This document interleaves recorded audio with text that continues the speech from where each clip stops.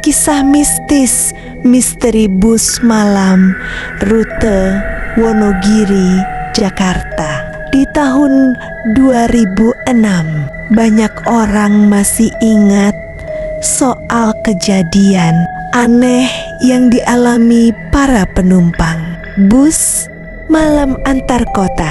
Salah satunya terjadi di jalur selatan Jawa, tepatnya antara Purworejo dan Wonosobo. Seorang pemuda bernama Ryan naik bus malam dari Wonogiri menuju Jakarta. Malam itu bus penuh, tapi anehnya beberapa penumpang terlihat tidak banyak bicara.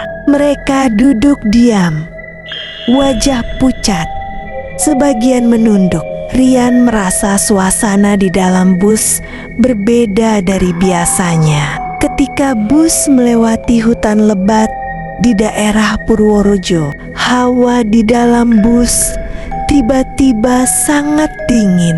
Jendela berembun, padahal tidak ada AC. Ryan mulai curiga ketika seorang ibu tua duduk di sebelahnya berbisik pelan, "Nak, jangan turun di sembarang tempat. Bus ini bukan bus biasa." Ryan terkejut, ingin bertanya lebih jauh, tapi ibu itu sudah menutup mata, seakan tertidur. Perjalanan makin aneh. Dari jendela, Ryan melihat pepohonan di luar seperti berulang-ulang. Setiap kali ia mengintip keluar, selalu pohon beringin yang sama dengan batu besar di bawahnya. Seolah bus berjalan memutar di jalan yang sama. Tiba-tiba, supir bus menepuk kaca spion dan berkata dengan suara berat, "Yang mau turun, siap, siap." Padahal saat itu posisi bus masih jauh dari kota. Beberapa penumpang berdiri satu persatu berjalan ke arah pintu depan. Tapi anehnya, begitu mereka sampai di pintu, tubuh mereka menghilang begitu saja. Ryan panik. Ia berdiri dan mendekati kernet, namun kernet hanya menoleh sekilas. Wajahnya pucat pasi, matanya kosong.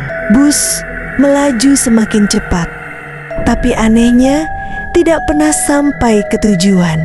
Jam menunjukkan sudah pukul 3 pagi, tapi suasana di luar jendela masih gelap pekat, seperti tengah malam. Ryan mulai gemetar. Ia ingat pesan ibunya dulu, kalau naik bus malam, jangan tidur sebelum lewat hutan. Banyak yang bilang ada bus gaib suka membawa penumpang. Akhirnya, Ryan berdoa dalam hati. Saat matanya terbuka lagi, ia melihat sesuatu yang membuat darahnya membeku. Penumpang di dalam bus satu persatu berubah wajah. Ada yang wajahnya pucat tanpa mata, ada yang kepalanya miring patah, ada juga yang berlumuran darah seolah korban kecelakaan. Dengan sisa tenaga, Ryan langsung menutup mata, menggenggam tasnya erat, lalu membaca doa terus-menerus. Ketika ia membuka mata kembali, ia sudah berada di pinggir jalan sepi, sendirian. Bus itu tidak ada, hanya ada suara jangkrik dan angin malam.